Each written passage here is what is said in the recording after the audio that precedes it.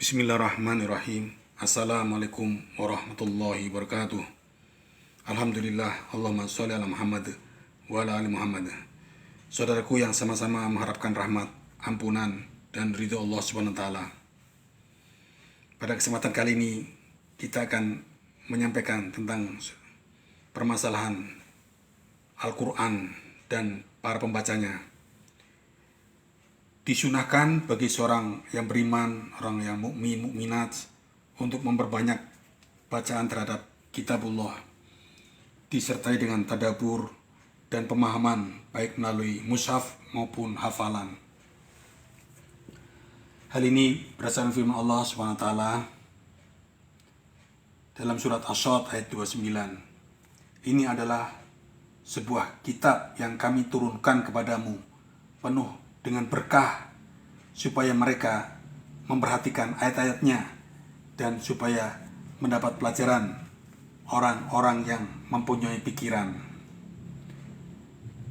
Juga firman Allah dalam surat Al-Fatir ayat 29-30. Sesungguhnya orang-orang yang selalu membaca kitab Allah dan mendirikan sholat, menafkahkan sebagian dari rezeki yang kami anugerahkan kepada mereka dengan diam-diam atau terang-terangan, mereka itu mengharapkan perniagaan yang tidak akan merugi, agar Allah menyempurnakan kepada mereka pahala mereka dan menambah kepada mereka dari karunia-Nya.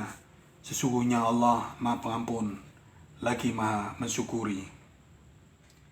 Tilawah yang dimaksud mencakup bacaan dan ittiba pengamalan, bacaan dengan tadabbur dan pemahaman, sedangkan ikhlas kepada Allah merupakan sarana di dalam ittiba, dan di dalam tilawah tersebut juga terdapat pahala yang besar. Sebagaimana sabda Rasulullah SAW, bacalah Al-Quran karena ia akan datang pada hari kiamat sebagai penolong bagi orang-orang yang membacanya. Juga sabda Rasulullah SAW yang lainnya adalah, sebaik-baik kalian adalah orang yang mempelajari Al-Quran dan mengajarkannya. Dan sabda lainnya adalah, barang siapa yang membaca satu huruf dari kitabullah, maka dia akan mendapatkan satu kebaikan, sedangkan satu kebaikan itu bernilai 10 kali lipatnya. Aku tidak menyatakan alif, lam, mim sebagai satu huruf, akan tetapi alif sebagai satu huruf, lam sebagai satu huruf, dan mim sebagai satu huruf. Demikian pula terdapat hadis yang sahih dari beliau Rasulullah SAW, bahwasanya beliau bersabda kepada Abdullah bin Amr bin Al-As,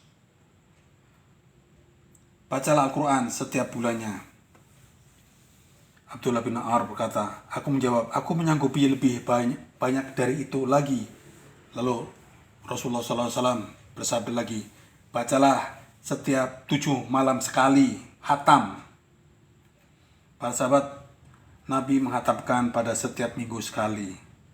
Wasiat kepada manusia, para qori Al-Quran, agar memperbanyak bacaan Al-Quran dengan cara mentadaburi, memahami, dan berbuat ikhlas karena Allah Subhanahu wa Ta'ala, disertai tujuan untuk mendapatkan faedah dan ilmu. Dan hendaknya pula dapat menghatamkan setiap bulan sekali. Dan bila ada kekurangan, kesempatan, maka lebih sedikit dari itu lagi. Sebab yang demikian itulah kebaikan yang banyak. Boleh menghatamkan kurang dari seminggu sekali, dan yang utama agar tidak menghatamkannya kurang dari 3 hari sekali.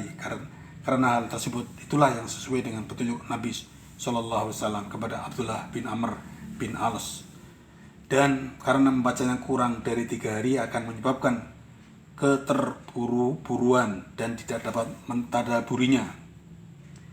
Demikian juga tidak boleh membacanya dari mushaf kecuali dalam kondisi suci. Sedangkan bila membacanya secara hafalan di luar kepala, maka tidak apa-apa, sekalipun tidak dalam kondisi berwudu.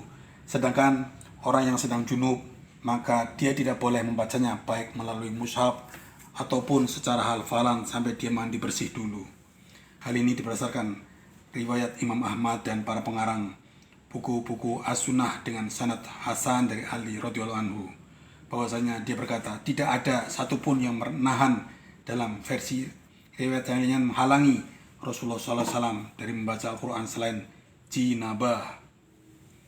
Demikian saudaraku yang sama-sama mengharapkan rahmat ampunan dan ridho Allah, semoga kita bisa mengambil pelajaran tentang membaca Al-Quran dengan mentadaburinya.